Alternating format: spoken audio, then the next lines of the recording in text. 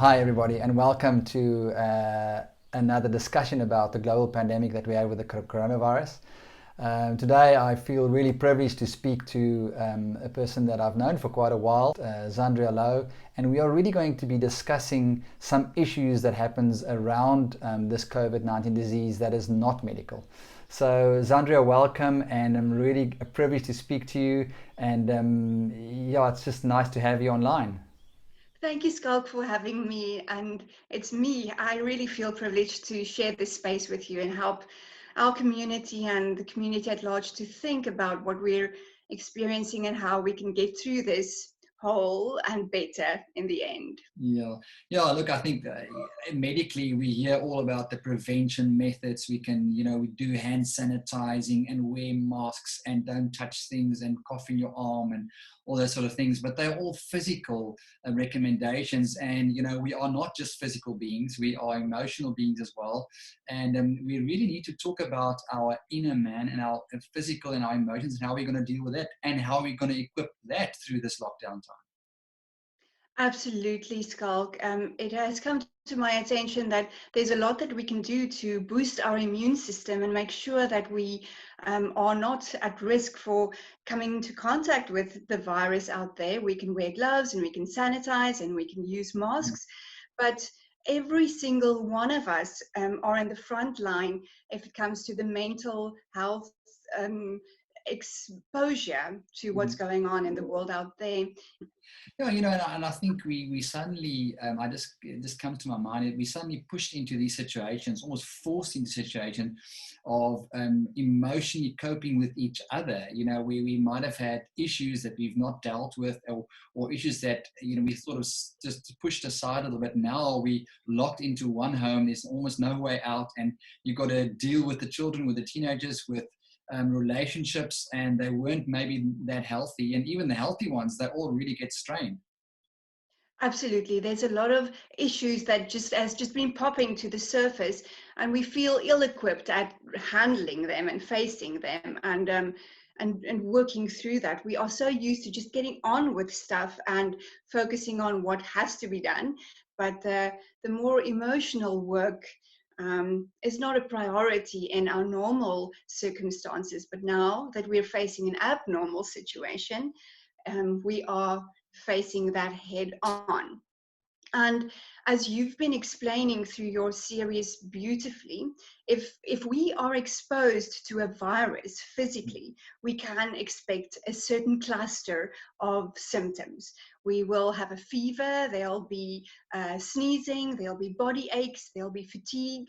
Those are the symptoms, the physical symptoms when we encounter a virus in the physical world. But in the exact same way, mentally and emotionally, we can also expect a specific cluster of emotions whenever we're exposed to a traumatic event or when we're forced to adjust to circumstances in the way that we are currently doing. Those symptoms are basically in two categories. The first is intrusive kinds of thoughts, flashbacks for traumatic events, or constantly thinking about what's going on. And it's really interesting for me to see that in the community. Friends, family, clients, they all say that they've never experienced themselves as overthinkers, but suddenly they have these recurring thoughts about how am I going to pay my rent? What if my grandma gets this virus? Their thoughts keep going back to a specific place, almost like gravity. Thoughts gravitate towards the traumatic event and the adjustment that we need to be making. And the thought that comes up in my mind immediately is, capture every thought. It's just the thing that flashes into my brain when you say that. And, you almost have to say, I know you want to talk about the second category, but it's almost like you have to say, I need to force myself to capture the thought, redirect my thoughts out of the past and get into the present, make decisions. I think sometimes it's also helpful to have not that we're going to talk about solutions so much today. We'll maybe do that in the next video. But structuring your day, arranging things the way you can, whatever structure you have for the day, whether it's work, whether it's relaxation, whether it's meals, just to have some sort of structure that you can comply with. That remains critically important, to find the rhythm that works for you, and also give yourself permission to have a different kind of rhythm than you're used to, and also a different kind of rhythm that everybody out there is having. There's definitely no one size fits all approach to what's going on currently. We need to stay true to ourselves and figure something out that's sustainable for you as an individual and for you as the community in which you are locked down with. Yeah, I had a message, a WhatsApp message from my work colleague, not a doctor, but someone that I work with. And, his situation at home, mum and dad working from home, and they've got a 1 and a 3-year-old. And we also at home, and we've got a 17 and a 19-year-old, but they help with dishes and they help with washing and they help with food. And it's so much different compared to, and now you don't have help at home as well for the people that are fortunate enough to have help. And then on the other hand, I think there are a lot of communities we now realize in our country that almost always is in a traumatic situation like this. And to them, it's not normal, but they're much closer to this. And it really, I think, binds us together as a country to see that, where you are. It's definitely an equalizing experience, isn't it? Sure. The virus is an equalizer. Everybody is equal in risk, in our ability to work through this. The second cluster of symptoms that you'll encounter when you're in a traumatic experience is symbolized or categorized as avoidant kind of behavior. And in that we have lethargy, we have depressed mood, we have hopelessness, just a loss of energy, a loss of will to carry on. I think what I'm hearing a lot, and I think you'll agree, is people saying, I'm finding myself in a psychologically bad space. I'm struggling emotionally, or I'm struggling mentally. And the message that I want to send out very clearly today is that that is a normal reaction to an abnormal situation that we're facing currently. So whenever you're feeling the frustration or the agitation or the helplessness or the despair, you are actually doing something right. That it indicates that your mental or your emotional system is active and trying its best to get your attention so that you can spend the energy where it needs to go, and that is go into survival and just sustaining yourself until it's suitable and circumstances will allow for you to move into the next phase, which would be the thriving throughout and out of this situation. An example that you can maybe give us about this that we can sort of take as a take-home message, for the day? Schalk, when I think about what we as a world are going through at the moment, it takes me back to my childhood days. My father had a big passion. He raced pigeon racing. He did pigeon racing. So every Saturday morning, before the sun even rose at 4 o'clock, we'd all jump in the car with him, still in our pajamas, with coffee and eggs for the road, and we'd drive out about 2 or 3, sometimes even 4 hours out.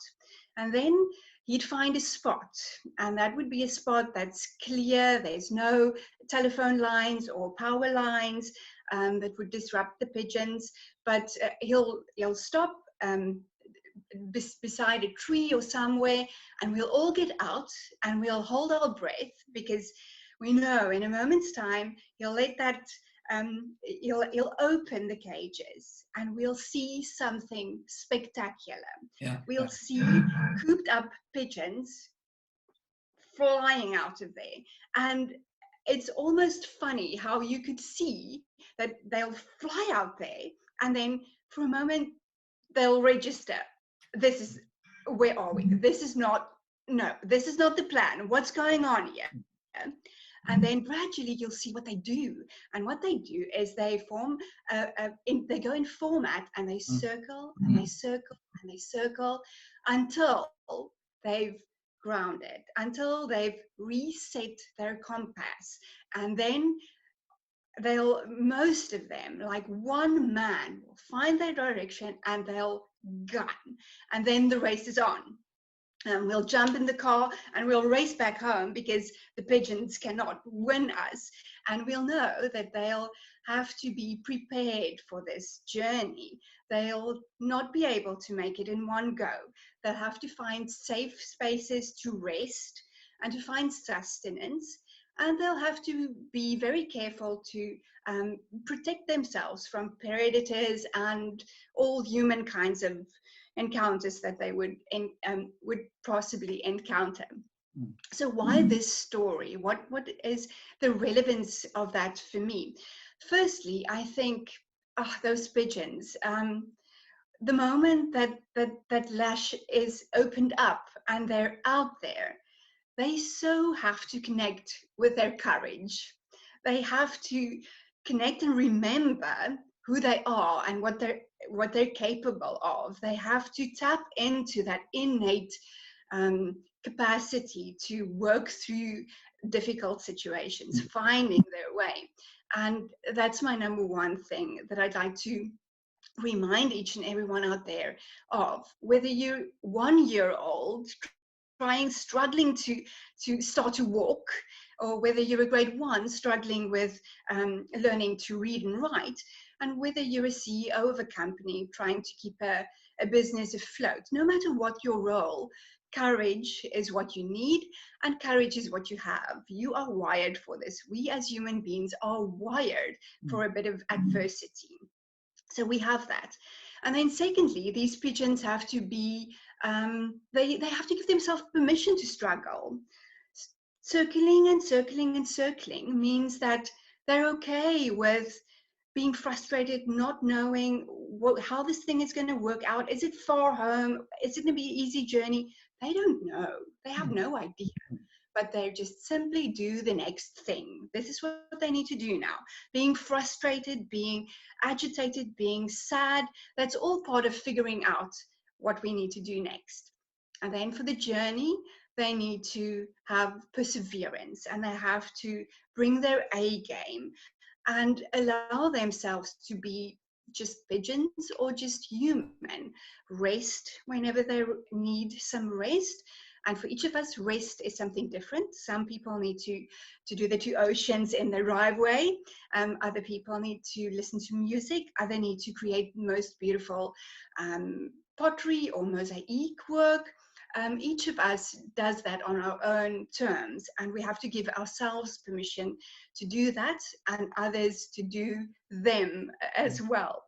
It's a great visual example. It's so nice to try to imagine that, and especially that, like you said, I also knew someone that did pigeon flying, and that moment when they're so disoriented. I think that first week, the first few days, it's like, wow, it's exciting and everyone's at home, and then you get to that confused state where, like, where are we going exactly? That's, how's it going to go? Okay, maybe it's just a little bit to hold on to, and now you sort of get hope, and now, okay, it's another 2 weeks, and you've got to deal with those emotions.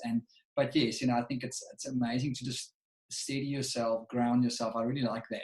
Just ground yourself, decide what you ground yourself into every morning, and that's really a great opportunity to discover new things about yourself. Like you say, being a bit stretched, being a little bit out of our comfort zones. I'm sure you're going to look at life quite differently after this.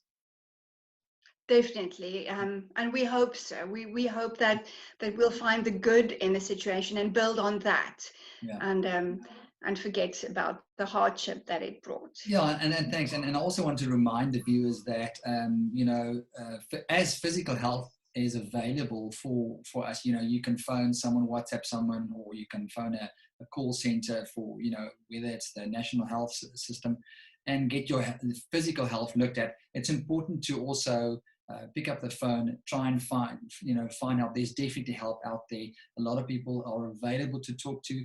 And interesting enough, maybe a lot of our viewers don't know, but the National Department of Health has now allowed telehealth also on a psychological psychotherapy level, which wasn't the case before. So you can actually do a Zoom or a Skype type call to help someone that's really struggling. You're right about that, Schalk, and we, my colleagues and I, welcome any kind of invitation, and we work on WhatsApp video calls, we work on Skype, we work on Zoom, whatever platform is available to you, and we are willing and able, and we're ready to support. Definitely, hopefully we can do a follow-up on this. I think we've got 3 more weeks to go in the lockdown, but there's a lot of time to repeat this, and I really appreciate your time on a Saturday afternoon, and also for you at home, let it go well, and good luck with everything that's happening there, and we'll hopefully talk soon. Thanks, Schalk. I really enjoyed spending some time with you, and keep safe, keep healthy, and stay home too. That's right. As I always say to everybody, I always normally just say stay healthy, and I can say stay home and stay safe and stay healthy. It was really wonderful talking to you, Xandria. Until next time. Till next time. Thank you, Schalk. Thanks. Bye-bye. I really hope you enjoyed that discussion we had. And in COVID-19, we see that there are different physical manifestations and symptoms in different age groups. Next time, Xandria and I hope to discuss the different emotional and psychological experiences that we find in children, teenagers, young adults, and in our older population. Till next time.